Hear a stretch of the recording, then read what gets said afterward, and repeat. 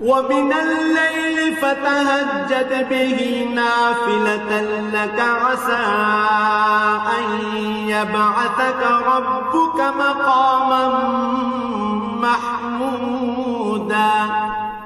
রাতের কিছু অংশে তাহাজ্জুদ নামাজ প্রতিষ্ঠা করো, এটা তোমার জন্য ফরজ নামাজের অতিরিক্ত একটা নামাজ। আশা করা যায় তোমার মালিক এর বরকত দ্বারা তোমাকে প্রশংসিত মর্যাদায় প্রতিষ্ঠিত করবেন। وقل رب أدخلني مدخل صدق وأخرجني مخرج صدق واجعل لي من لدنك سلطانا نصيرا।